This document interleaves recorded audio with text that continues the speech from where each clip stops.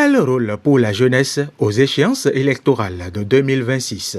C'est la thématique centrale qui a focalisé les attentions au cours de ce café politique organisé à Cotonou par le réseau jeunesse et politique de l'Afrique de l'Ouest, section Bénin. L'activité a rassemblé des acteurs issus de la société civile, des mouvements de jeunesse, des partis politiques et des institutions. Les pertinentes réflexions sont portées sur la participation active de la jeunesse au processus électoral, non seulement en tant qu'électeur, mais également être candidat sur les listes électorales. Nous avons eu des avis diversifiés, des avis vus de l'extérieur, quand je veux parler des panélistes, et des avis vus de l'intérieur, quand je veux parler des intervenants qui sont venus après le panel.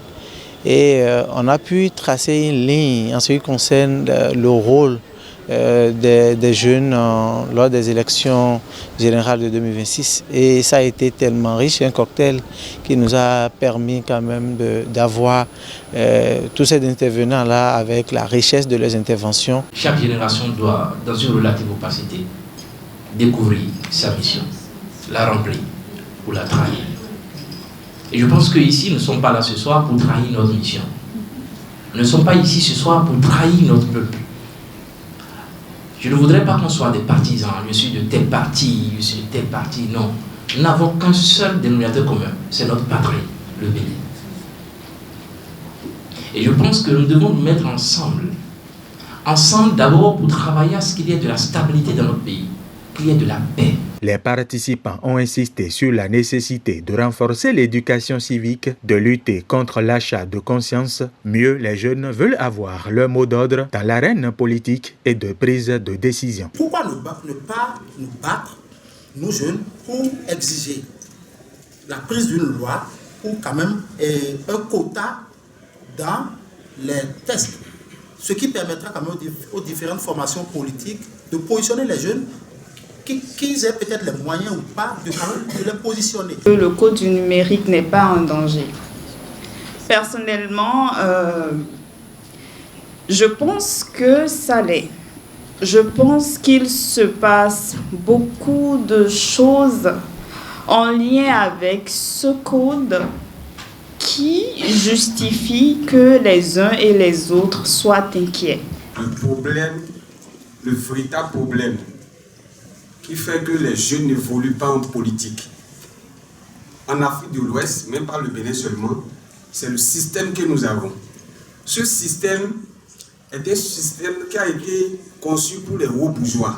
L'échiquier politique béninois doit être représentatif de la population afin que les prises de décision au sein des instances soient beaucoup plus équitables. Mais ce qui est observé pendant plusieurs années dans ce pays, c'est l'instrumentalisation de la jeunesse. Quand il s'agit des mobilisations, des campagnes électorales, c'est les jeunes qu'on sollicite. Et une fois que les aînés sont ici au pouvoir, les jeunes sont rangés aux oubliettes. Il est temps que ça cesse dans ce pays. Et si ça doit cesser, ça dépendra de nous. Ce panel débat s'inscrit dans une dynamique plus large visant à préparer et outiller la jeunesse pour les prochaines joutes électorales. Collaborer avec les institutions pour régler les problèmes locaux.